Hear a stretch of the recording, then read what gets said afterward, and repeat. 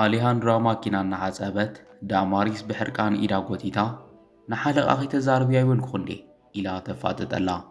ኣሌሃንድራ ኸኣ ተተዛረብኳ ኸሞ እንታይ ፀገም ኣለዎ ድዩ ኢላ ትምልስ። ካብኡ ዳማሪስ ንስኺ ብፍጹም ሴልስ ፐርሰን ዝትካል ክትኮን ኣይትኽእልን ኢላ ትዛረባ። ኣሌሃንድራ ግና ንሓሳባ እናተቃወመት ሓለቓ ግን እኮ ንኽፍተን ፈቒዳትለያ ኢላ ትቃጣዓ። ዳማሪስ ግና ብንዕቐት እናረኣይት ንሳ ስለ ዝበለት ከይኮነ ኣነ ብዝደለኽዎ ክትፍተኒ ኢላ ትምልሰላ። ኣሌሃንድራ እሺ መዓዝ ኢዳ ክፍተን ኢላ ትሓትት። ዳማሪስ ከኣ ኣይትሰምዕን ዲኺ ኣነ ብዝፈቐድክዎ ኮይለኪ ሕጂ ማኪና ክሕፀቢ ኢላ ትኸድ። ንሳ ኸይዳ ኣሌሃንድራ ናብ ስርዓ ምስ ተመለሰት ሆሴ ዳንኤል መፂኡ ኢዳ ይትንክፋ። ኣሌሃንድራ ግና ዳማሪስ መሲልዋ ብሕርቃን እንታይ ደይ ገይረኪ ዘይትገድፍኒ ኢላ ኣብ ኢዳ ዝነበረ ማይ ትኽዕወሉ። ካብኡ ምስ ረኣየቶ ብስምባደ ይቕሬታ ሓለቓ ኢላ ክትፀርገሉ ትጅምር። ንሱ ኸኣ ኣጆኺ ማይ ጥራይ እዩ ህድእ በሊ ዋላ ሓንቲ ፀገም የብሉን እንድሕሪ ብሓቂ ክትሕግዝ ንደሊኺ ግና ቅያር ክዳን የምፅለይ ኢሉ ይሓታ። ካብኡ ኣሌሃንድራ ኣብ ሳንጣይ ኣሎ ተፀበየኒ ከምፀልካ ኢላ ቲሸርት ተምፀሉ እሞ ተፈላጢ ብራንድ ዘለዎ ክዳን ኣይኮነን ካብ ጠልቂኻ ምኻድ ዘየሕሽ ግና የለን ኢላ ትህቦ። ንሱ ድማ የቐኒየለ ኢሉ ንምልዋጥ ክዳኑ ኸውፅእ ይጅምር። ካብኡ ኣሌሃንድራ ገጻ መሊሳ ወዲኻ ዶ ኢላ ትሓቶ። ዳንኤል ከኣ እስካዕ ዝውድእ ተጸቢዩ ሕጂ ወዲኤ ገጽ ክትምልስ ትኽእል ኢኺ ይብላ። ኣሌሃንድራ ብተግባረይ ኣዝያ ሓፊረ ኣይተሓዘለይ ኢላ ይቕሬታ ትሓቶ። ንሱ ኸኣ ኣጆኺ ዋላ ሓንቲ ማለት ኣይኮነን ኢሉ ይምልሰላ። ካብኡ ኣሌሃንድራ እንታይ ክሕግዘካ ምስ በለቶ ናይ እስጢፋንያ ሸያጢት ሰራሕተኛ ክረኽባ ደልየ ነይረ ኢሉ ይሓታ። ኣሌሃንድራ ድማ ኣብ ዘላ በጃኻ ሰዓበኒ ኢላ እናመርሐት ክትወስዶ ትጅምር። ካብኡ ናብ ዳማሪስ ብምኻድ ዳማሪስ ንዓኺ ይደልዩ ስምዕዮ ኢላ ትሓታ። ዳማሪስ ግና ዝተኸደኖ ብንዕቐት እናረኣይት እንታይ ክሕግዘካ ኢላ ትሓቶ። ንሱ ድማ ኢዱ ዘርጊሑ ከመይ ውዒል ኪሉ ሰላምታ ብምቕዳም ማኪና ክገዝእ ደልየ ነይረ ይብላ። ዳማሪስ ጽቡቓትን ክባራትን ማኻይንን ዘለዋና ኢላ ትምልሰሉ። ሆሴ ዳንኤል ይፈልጥ እየ ምስ በላ ዳማሪስ ዘረብኣ ብምቕጻል ክባራት ክብለካ ከለኹ ዋጋአን ክሳብ ክንደይ ክበጽሕ ከም ዝኽእል ትፈልጥ ዶ ኢላ ትሓቶ። ዳንኤል ከኣ ርግፀኛ ኣይኮንኩን ዋጋ ምዝራብ ናትክ ስራሕ እዩ ኢሉ ይምልሰላ። ኣብ መንጎ እስጢፋንያ ናብ ዳማሪስ ትድውለላ እሞ ይቕሬታ ኸልዕላለኒ ኢላቶም ካብኦም ሪሒቓ ነታ ቴሌፎን ብምልዓል ከመይ ሓዲርካ ሓለቓ ኢላ ሰላምታ ትህባ። ሓለቓ ድማ ከመይ ሓዲርክ ዳማሪስ ሎማ ሓደ ፈታዊ ክመጽ እዩ ካብ ዝዛረበክ ንላዕሊ ኣዝዩ ሃብታም እዩ ብዝተኸኣለኪ ብጽቡቕ ተኣናግድ እዮ ኢላ ትእዝዛ።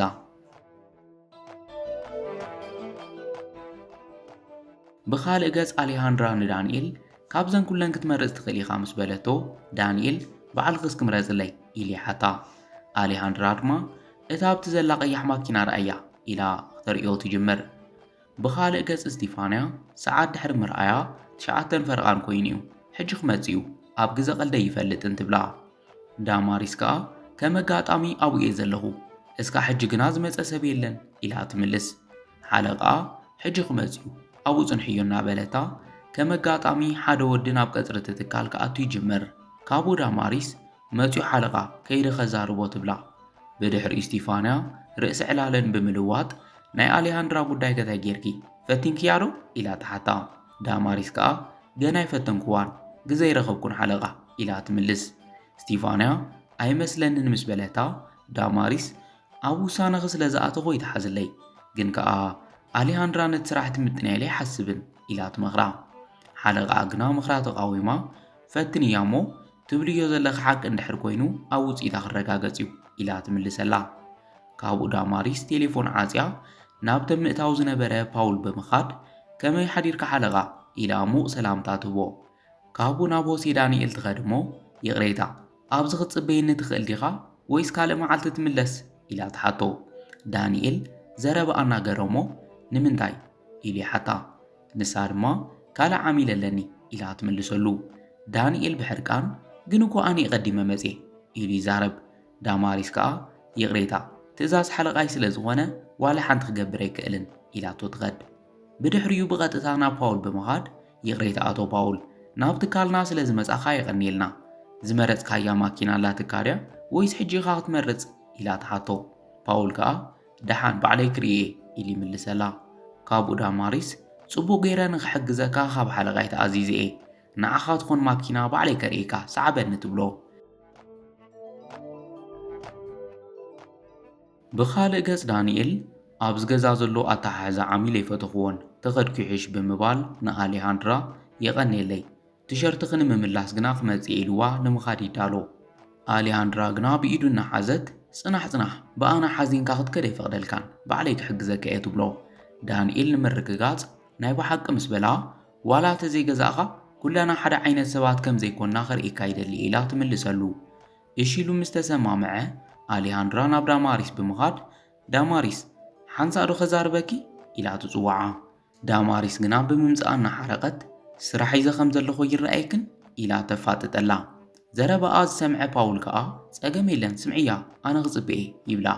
ካብኡ ኣሌሃንድራ የቐንደለይ ሓለቓ ብዙሕ የጸበየካን ኢላ ንበይና ብምፍላይ ነቲ ናይ መጀመርታ ዓሚል ንኽሕግዞ ክትፈቕድለ የደልየ ኢላ ተሓታ።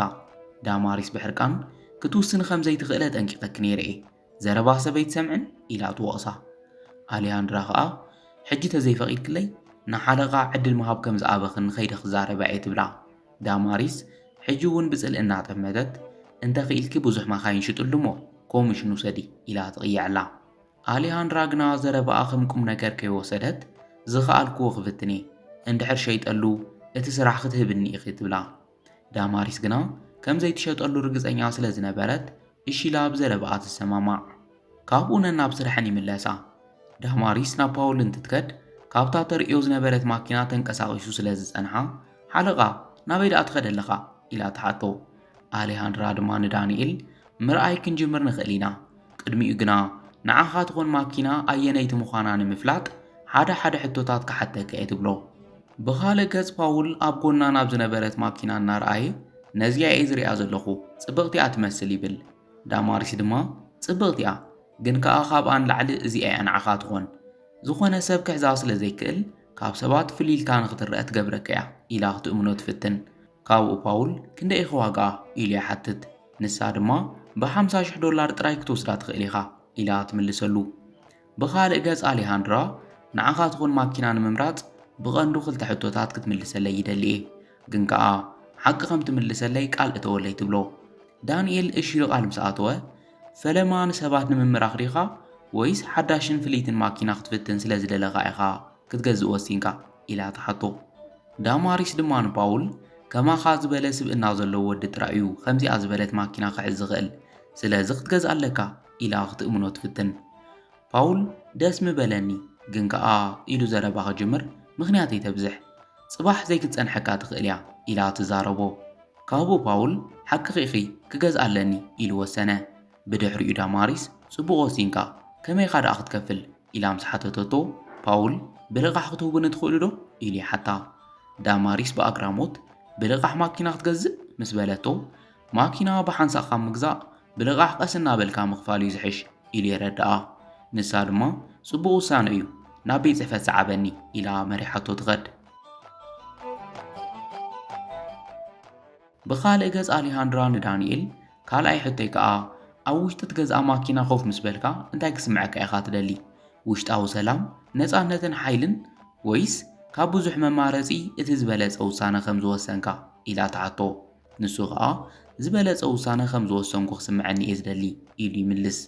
ብድሕሪኡ ኣሌሃንድራ ከምኡ እንተኾይኑ ንሰባት ዝማርኽ ዘብረቕርቕ ማኪና ኸይኮነስ መን ምዃንካ ተርኢ ምቾዖት ዘለዋ ማኪና እያ ተድሌካ ንዓኻ ትኾን ማኪና እዚኣ ኢላ ኣብ ቅድሚኦም ናብ ዝነበረት ማኪና ወሲዳ እንታይ ተሓስብ ኢላ ተሓቶ። ንሱ ድማ ዝወፃ የብላን ኢሉ ይምልሰላ። ካብኡ ኣሌሃንድራ ውሽጣ ክትሪኣ ትደሊ ዶ ኢላ ተሓቶ።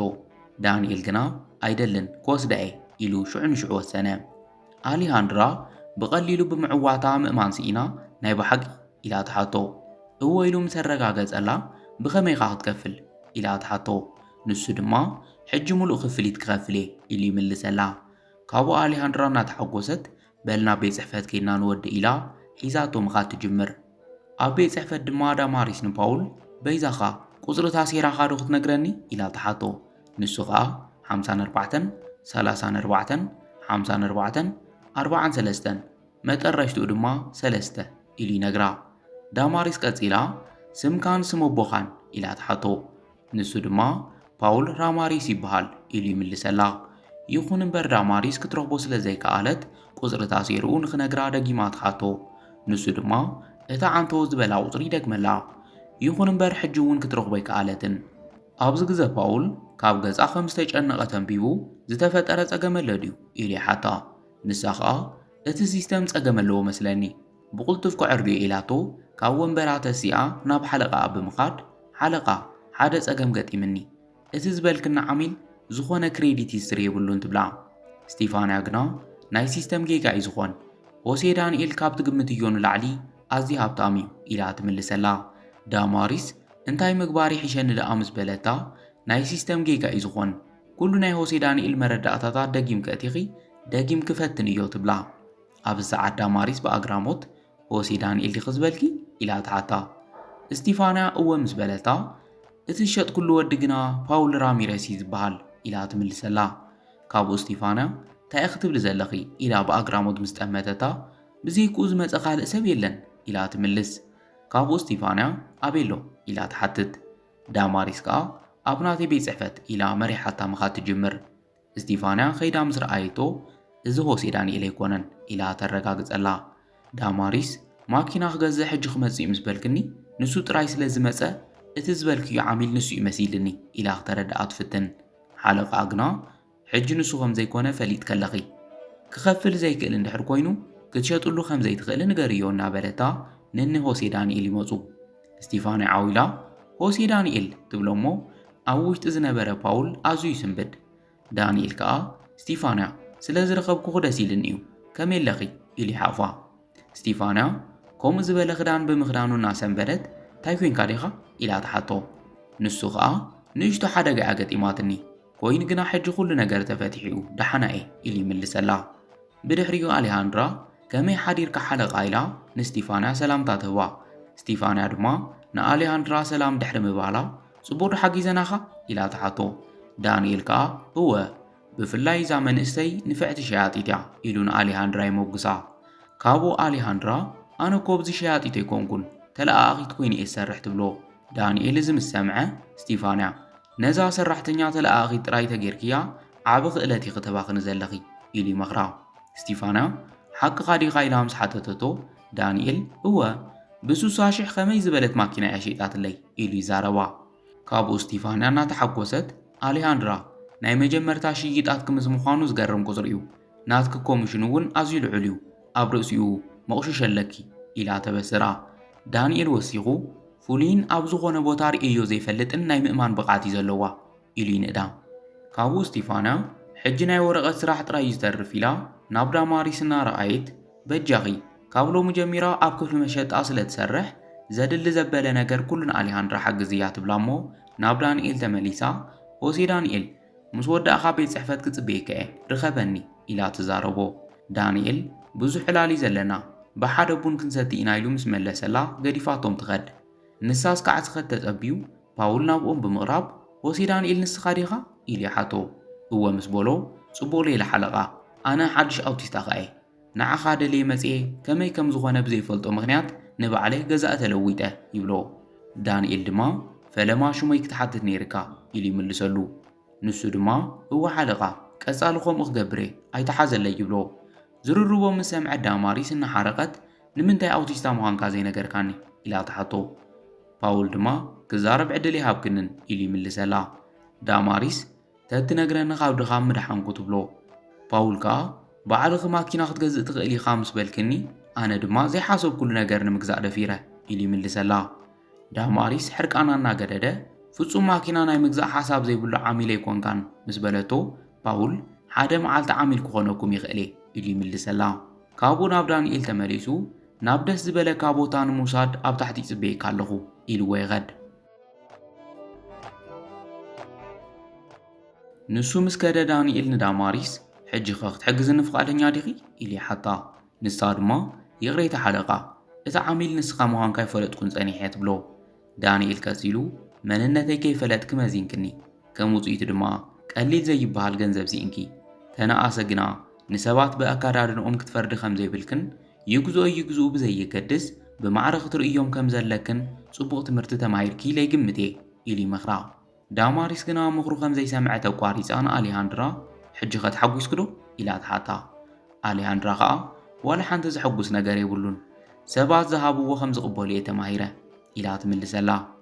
ካብኡ ዳማሪስ ንምንታይ ንሓለቓ ኩሉ ነገር ዘይትዛረብ እያ ኢላ ትሓታ።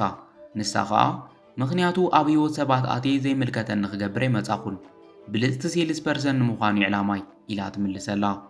ካብኡ ዳማሪስ ናይ መሸጣ ስምምዕ ሰነድ ሒዘ ክመጽ ተጸበዩኒ ኢላቶም ትኸድ።